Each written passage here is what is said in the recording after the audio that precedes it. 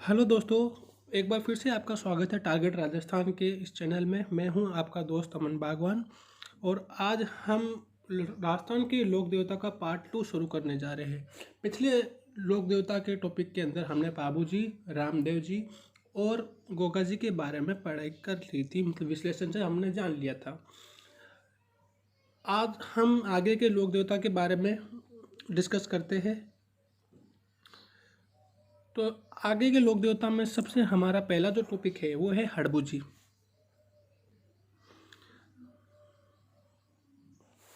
हड़बू जी का जन्म भुंडेल नागौर में हुआ था। इनके गुरु बालीनाथ जी थे। दोस्तों, ये बालीनाथ जी रामदेव जी के भी गुरु थे। मैंने जैसे आपको रामदेव जी जब पढ़ा रहा था उस समय मैंने आपको बताया था कि रामदेव जी और हड़बू जी दोनों क्या है, कजन ब्रदर है। तो हड़बू जी और रामदेव जी के गुरु कौन थे? बालीनाथ जी। इनके पिता का नाम मेहराज जी था और इनकी माता का नाम सौभाग। प्रमुख ग्रंथ सुगुन विचार ग्रंथ। दोस्तों, कई बार क्वेश्चन पूछा गया है कि निम्न में से कौन से लोक देवता सुगुन शास्त्री थे? तो इसका जो आंसर होगा वो क्या होगा? हड़बू जी। ठीक है, ये राजपूत थे और रामदेव जी के मौसेरे भाई थे, जैसे मैंने आपको बताया कजन ब्रदर थे। मंडोर विजय से पहले हड़बू जी ने जोधा को कटार भेंट की थी, जो वर्तमान में बीकानेर के संग्रहालय में स्थित है। मेहरानगढ़ की नींव करणी माता व हड़बू जी ने साथ रखी थी। क्वेश्चन पूछा जाता है दोस्तों कि मेहरानगढ़ की नींव या किस किले की नींव लोक देवता या लोक देवी ने रखी थी? तो उसका आंसर क्या होगा? मेहरानगढ़। और किसने रखी थी? तो करणी माता व हड़बू जी ने रखी थी। आप निश्चित रहिए दोस्तों, अगर कोई भी क्वेश्चन अगर छूट रहा है तो मैं इसे जो भी अन्य महत्वपूर्ण क्वेश्चन है उसके अंदर मैं आपको उसको पूरा कवर करा दूंगा। हमें लोक देवता से संबंधित कोई भी क्वेश्चन बाहर नहीं जाने देना है। ठीक है, इनका जो मुख्य मंदिर है वो बेकटी गांव जोधपुर में है। ये जो बेकटी गांव है जोधपुर में, ये बेकटी गांव राव जोधा ने इनको भेंट किया था। इनके मंदिर का निर्माण 1721 में अजीत सिंह ने कराया था। दोस्तों, ये अजीत सिंह वही अजीत सिंह है जिनके मृत्यु के उपरांत इनके जो पालतू जानवर थे वो इनकी चीता में अपनी इच्छा से कूद गए थे। ठीक है, इनके मंदिर में इनकी गाड़ी की पूजा की जाती है और अपनी गाड़ी से ये अपाहिज पशुओं के लिए चारा लाते थे। ये एक सुगुन शास्त्री थे, जो विषय मैंने ऊपर बता चुका हूँ कि निम्न में से कौन से लोक देवता सुगुन शास्त्री थे। बेकटी गांव राव जोधा ने भेंट किया था। आई होप आपको हड़बू जी में कोई प्रॉब्लम नहीं आई हो। आगे चलते हैं मेहा जी के ऊपर। मेहा जी मुख्य मंदिर बापणी जोधपुर में है। ये जोधपुर के शासक राव चूड़ा के समकालीन थे। इनकी जाति पवार राजपूत थी।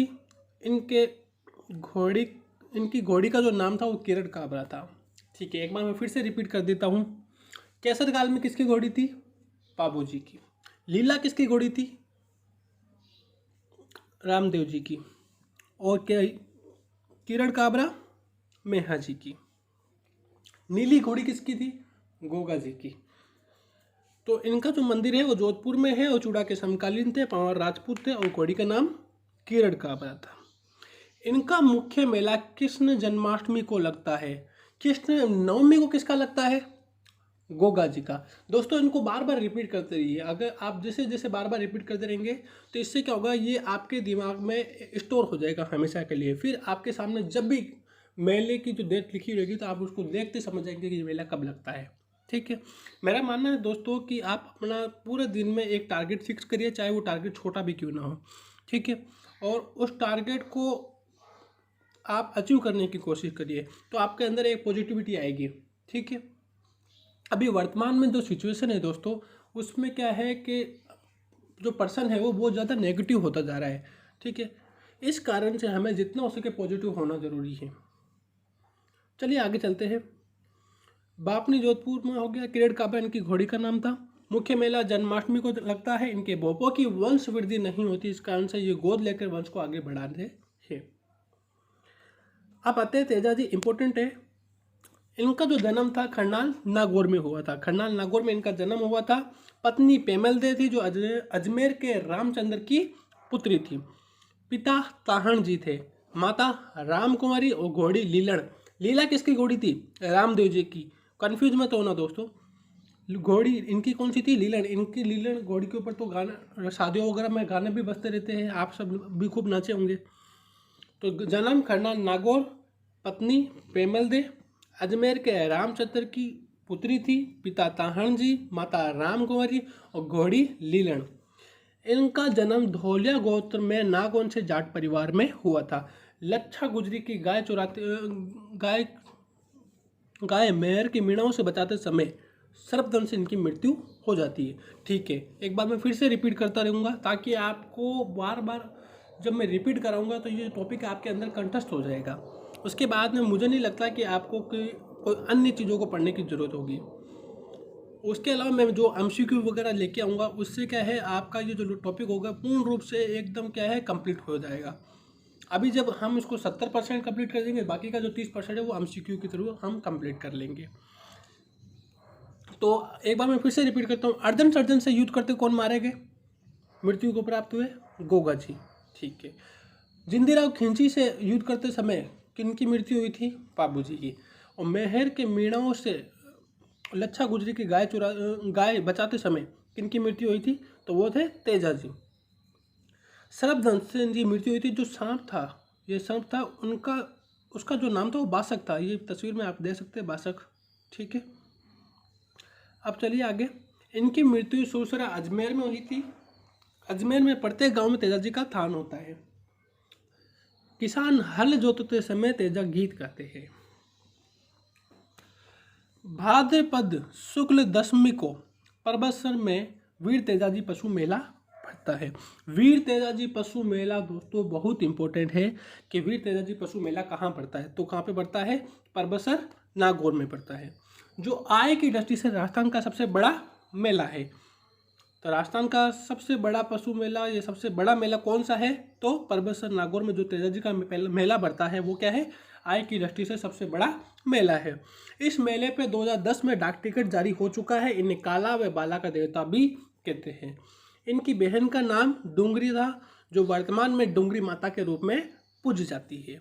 इनका मंदिर भी खरनाल नागौर में है। इनके पोपे बोडला कहलाते हैं। ये थे हमारे तेजा जी। चलिए आगे चलते हैं। देवनारायण जी। देवनारायण जी, इनका जो मूल नाम था वो क्या था? उदय सिंह। इनका जन्म आसीन भीलवाड़ा में।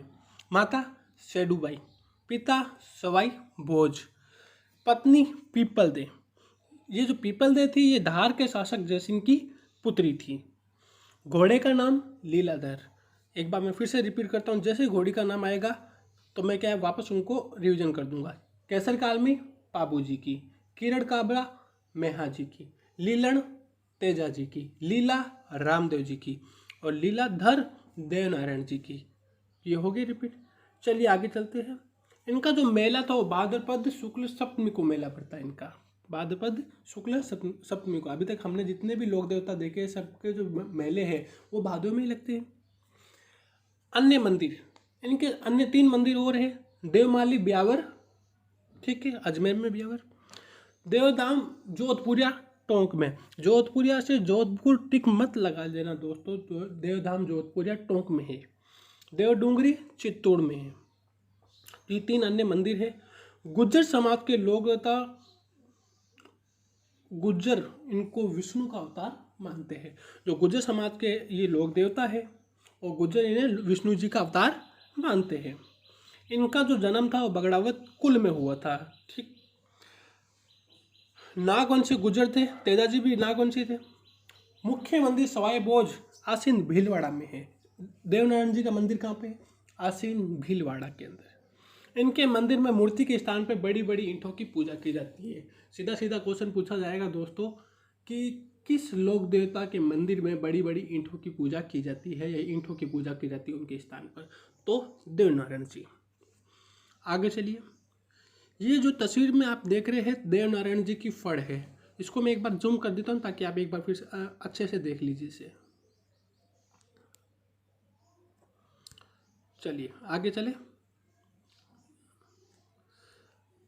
इनकी जो फड़ का वाचन बगड़ावत भोपे जंतर वाद्य यंत्र द्वारा करते हैं।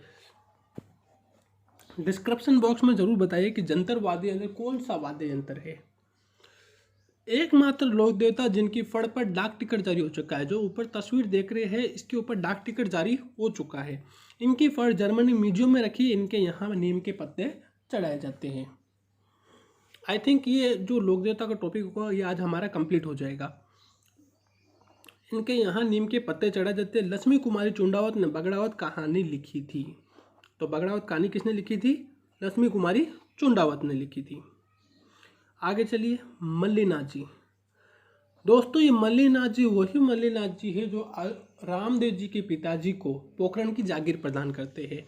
जो ऐसा हम रामदेव जी में पढ़ रहे थे उस समय हमने इनका नाम भी लिया था पिछले पार्ट के अंदर। मल्लीनाथ जी, इनके गुरु का नाम उगम सिंह था। पिता राव सलखा, पत्नी रूपादे। ये रूपादे तिलवाड़ा के पास में इनका मंदिर है। ठीक है, तिलवाड़ा कहाँ पर है? बाड़मेर में। ये मारवाड़ के राजा थे और इनके समय राजधानी मेवानगर थी। एक बार मैं दोस्तों आपको एक कुछ जो भी सूचना है वो देना चाहूँगा कि इस टॉपिक से रिलेटेड जो भी PDF या स्क्रीनशॉट है या जो भी कुछ ट्रिक्स वगैरह है तो आपको मेरे टेलीग्राम चैनल पे मिल जाएगी। अगर टेलीग्राम चैनल का जो लिंक है वो डिस्क्रिप्शन बॉक्स में आपको मिल जाएगा। इनके नाम पर बाड़मेर का मलानी क्षेत्र का नाम पड़ा था। बाड़मेर के मलानी क्षेत्र का नाम जो वो है किसके नाम पे पड़ा था? मल्लीनाथ जी के ऊपर। मलानी मल्लीनाथ जी। होली के दूसरे दिन पशु मेले का आयोजन होता है, जो राजस्थान का सबसे प्राचीन पशु मेला है। राजस्थान का सबसे बड़ा पशु मेला कौन सा है? तेजाजी वाला पशु मेला। जबकि राजस्थान का सबसे प्राचीन मेला कौन सा है? तो मल्लीनाथ जी वाला। आगे चलिए। तल्लीनाथ जी, वो मल्लीनाथ जी थे, ये तल्लीनाथ जी थे, कंफ्यूज मत होना। इनका तल्लीनाथ जी का जो मुख्य मंदिर है वो पचोटा जालोर में है। मूल नाम गांगदेव राठौड़। ये मिसप्रिंट है, मैं चेंज कर दूंगा। पचोटा जालोर में इनका मुख्य मंदिर। मूल नाम गांगदेव राठौड़। गुरु जालंधर नाथ। इनको शेरगढ़ की जागीर प्राप्त थी। शेरगढ़ की जागीर किस लोक देवता को प्राप्त थी? तो तल्लीनाथ जी को। इनको ओरण का देवता कहते हैं। ये इम्पोर्टेंट है दोस्तों। तो इसके ऊपर इम्पोर्टेंट क्या है कि क्वेश्चन बन सकता है कि ओरण का देवता किस लोक देवता को कहा जाता है? तो तल्लीनाथ जी को कहा जाता है। तल्लीनाथ जी से ज़्यादा क्वेश्चंस नहीं पूछे जाते। जो इम्पोर्टेंट लोक देवता थे वो मैं सबसे पहले आपको पढ़ा चुका हूँ। इसमें से जिसमें से एक एक दो क्वेश्चन जो बन सकते हैं वो मैं इनमें से लेके आया हूँ। तो इनमें से सिर्फ 2 या 3 क्वेश्चन बनते हैं कि ओरण का देवता, सबसे ज़्यादा इंपॉर्टेंट तो यही है कि ओरण का देवता किसे कहा जाता है? तो तल्लीनाथ जी को कहा जाता है। और तल्लीनाथ जी का जो मुख्य मंदिर है वो कहाँ पे है? पचोटा जालोर में है। और तल्लीनाथ जी का मूल नाम क्या है? तो गांगदेव राठौड़ है। चलिए आगे। देव बाबा।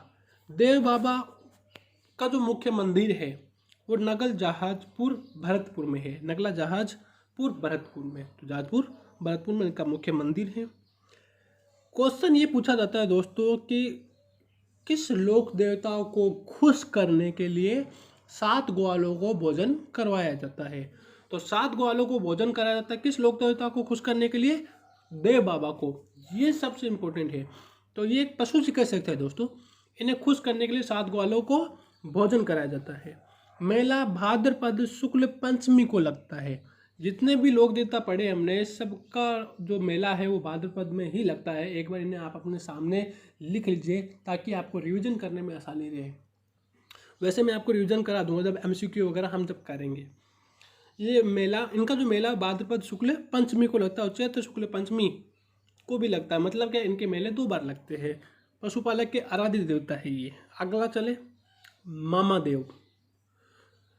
इन्हें बारिश का देवता करते हैं। तो ये इंपॉर्टेंट है कि बारिश का देवता किस लोक देवता को कहते हैं? तो मामा देव को कहते हैं। इनका थान गांव के बाहर होता है जहां इनकी तोरण की पूजा की जाती है। इनका थान गांव के बाहर होता है जहां इनकी तोरण की पूजा की जाती है। इन्हें खुश करने के लिए भैंसे की बलि दी जाती है। तो किस लोक देवता को खुश करने के लिए भैंसे की बलि दी जाती है? मामा देव। और जबकि किस लोक देवताओं को खुश करने के लिए 7 ग्वालों का भोजन कराया जाता है? तो वो है देव बाबा। बारिश का देवता कौन है? मामा देव। ऊँटों के रक्षक देवता? बाबूजी। प्लेग रक्षक देवता पाबूजी। एकमात्र लोक देवता जो कवि थे रामदेव जी। आगे चलिए, औरण का देवता देवनारायण जी। ये बार बार रिपीट करते रहेंगे तो आपको लोक देवता तो ऐसे कंटेस्ट हो जाएगा, ताकि जब भी आपके सामने क्वेश्चन आएंगे तो सिर्फ आप उस क्वेश्चन को पढ़ते ही आप समझ जाएंगे कि इसका आंसर क्या है। आगे चलिए, बिगा जी। बिगा जी बीकानेर के रीडी गांव में जाट परिवार में इनका जन्म हुआ था। बीकानेर के रीडी गांव में जाट परिवार में इनका जन्म हुआ था। गायों की रक्षा करते हुए जाखड़ समाज के कुल देवता की मृत्यु हो गई थी। ठीक है, तो ये गायों की रक्षा करते समय ये इनकी मृत्यु हो गई थी। ये जाखड़ समाज के कुल देवता है। सिर्फ क्वेश्चन यही पूछा जाएगा कि जाखड़ समाज के कुल देवता कौन है, तो बिगा जी है। और इनका ये जन्म रीडी गांव में हुआ था, बीकानेर में है। ठीक है, फिर आते हैं झुंझार जी। सिक्कर के इमलोहा गांव में इनका जन्म होता है झुंझार जी का। सियाल देवड़ा गांव में गायों की रक्षा करते ही इनकी मृत्यु हो गई थी। यहाँ 5 पत्थर की मूर्तियां लगी है, जिनमें से 3 भाई और 2 दूल्हा दुल्हन है। तो झुंझार जी से सिर्फ इतना ही पूछा जाएगा कि इनका जन्म कहाँ हुआ था, तो सिक्कर के इमलोहा गांव में हुआ था। ठीक है, आगे चलिए, रूपनाथ झरड़ा। रूपनाथ झरड़ा, ये रूपनाथ झरड़ा वही है जो पाबूजी के भतीजे हैं, जो हिमाचल प्रदेश में बालकनाथ के रूप में पूजे जाते हैं। इन्होंने तो जिंदीराव खिंची से युद्ध किया था, उनको युद्ध किया था। तो रूपनाथ झरड़ा ये पाबूजी के भतीजे हैं। कोलूमठ फलोदी जोधपुर में इनका मंदिर है। सिमुदड़ा बीकानेर में भी रूपनाथ झरड़ा का मंदिर है, मगर सबसे ज़्यादा कोलूमठ फलोदी जो मुख्य मंदिर है। इस कारण से हिमाचल प्रदेश में बालकनाथ के रूप में रूपनाथ झरड़ा पूजे जाते हैं। खेतला जी, मुख्य मंदिर सोनड़ा पाली में। क्वेश्चन पूछा जाता है दोस्तों, हकलाने वाले बच्चों का इलाज किस लोक देवता के यहाँ पे किया जाता है, तो आंसर क्या होगा, खेतला जी। तो हकलाने वाले बच्चों का इलाज खेतला जी के यहाँ पे किया जाता है, जिनका मुख्य मंदिर कहाँ पे है, सोनड़ा पाली में है। आलम जी, आलम जी के घोड़े प्रसिद्ध है। तो मेला इनका घोरी मन्ना बाड़मेर में है। इस स्थान को घोड़ों का तीर्थ स्थल कहते हैं। घोड़ों का तीर्थ स्थल किस लोक देवता के यहाँ पे कहते हैं, तो आलम जी के घोरी मन्ना बाड़मेर में। फिर चलिए आगे, वीर फत्ता जी, सातू गांव जालोर। इनका मंदिर कहाँ पे है, सातू गांव जालोर में। पचोटा जालोर में किसका मंदिर है, बताइए, डिस्क्रिप्शन बॉक्स में जरूर बताइए। सातू गांव जालोर में गायों की रक्षा करते हैं, ये इनकी मृत्यु हो गई थी। मेला भादों में लगता है। आपको तो बड़ी आसानी रहेगी दोस्तों, जितने भी हमने लोक देवता पढ़े सबका जो मेला है वो भादों में लग रहा है। इस कारण से तो इसको याद करने में ज़्यादा इजी रहेगा, किसी और माह की जरूरत नहीं पड़ रही। फिर चलते हैं हरिराम जी। मुख्य मंदिर नागौर के झरोड़ा गांव में। मुख्य मंदिर नागौर के झरोड़ा गांव में सांप की बाम्बी की पूजा की जाती है। सांप की बाम्बी की पूजा किस लोक देवता के यहाँ पे की जाती है, तो हरिराम जी के यहाँ पे की जाती है। दोस्तों आज का जो लास्ट लोक देवता के बारे में हम पढ़ते हैं, हालांकि ये जो 1857 की क्रांति हुई थी उस समय ये बहुत ज़्यादा चर्चा में थे, बहुत ज़्यादा डूंग जी और जवार जी। सिक्कर के बटोटा और पटोटा गांव में अमीरों को लूट कर गरीबों में उनका धन वितरित किया करते थे। अंग्रेजों ने डूंगर सिंह को पकड़कर आगरा जेल में डाल दिया था। ये एक बार तस्वीर देख लीजिए आप डूंगर सिंह जी की। डूंगर सिंह जी, नीचे लिखा हुआ है स्वतंत्रता सेनानी डूंग जी और जवार जी, लोटिया जाट और मीणा के साथ सम्मिलित चित्र है इसके अंदर। ठीक है, इनके बारे में हमें पढ़ रहे हैं। तो अंग्रेजों ने डूंगर सिंह को ये डूंगर जी को पकड़कर आगरा जेल में डाल दिया था। इन्हें जवार सिंह और दो सहयोगी करना भील और लोटिया जाट छुड़ाकर ले गए थे, जहाँ से इन्होंने नसीराबाद छावनी को लूट लिया था। नसीराबाद छावनी उस समय चर्चा में था 1857 की क्रांति में, ये वही है। उस समय राजस्थान के एजीजी सदरलैंड थे। मतलब क्या है, जब डूंगजी और जवार जी नसीराबाद छावनी को लूट रहे थे और अंग्रेजों के साथ में जब इनके मतभेद चल रहे थे, लड़ाई वगैरह चल रही थी, उस समय राजस्थान के एजीजी कौन थे, सदरलैंड थे। बाद में भाग गए। तो भागने के बाद में जवाहर सिंह को बीकानेर के महाराजा रतन सिंह ने शरण दी थी, जबकि डूंगर सिंह को महाराजा तख्त सिंह ने शरण दी थी। तो भागने पर जवान सिंह को किसने शरण दी थी, महाराजा रतन सिंह ने। जवार सिंह है। बीकानेर के महाराजा रतन सिंह ने शरण दी थी और जोधपुर के महाराजा ने तख्त सिंह ने किसको शरण दी थी? डूंगर सिंह। शेखावाटी क्षेत्र में लोक देवता के रूप में पूजे जाते हैं। शेखावाटी क्षेत्र में लोक देवता के रूप में पूजे जाते हैं। तो दोस्तों आज के लोक देवता का जो टॉपिक है हमारा कंप्लीट हो चुका है पूरी तरीके से। कल या थोड़ा रात को या इवनिंग तक मैं एक नई वीडियो और डाल दूंगा जिसमें हम अपना नया टॉपिक राजस्थान के संत संप्रदाय शुरू करेंगे और जल्दी मैं इसके क्वेश्चंस वगैरह एमसीक्यू वगैरह डाल दूंगा ताकि आपका ये टॉपिक पूर्ण रूप से कंप्लीट हो जाए। ठीक है, और मैं जल्द से जल्द इसको कला संस्कृति को कंप्लीट करा दूंगा ताकि आपको अन्य माध्यम से पढ़ने की ज़रूरत ना पड़े। चलिए मिलते हैं अगली नेक्स्ट वीडियो के अंदर। जब तक के लिए अपना ध्यान रखिए और सुरक्षित रहिए।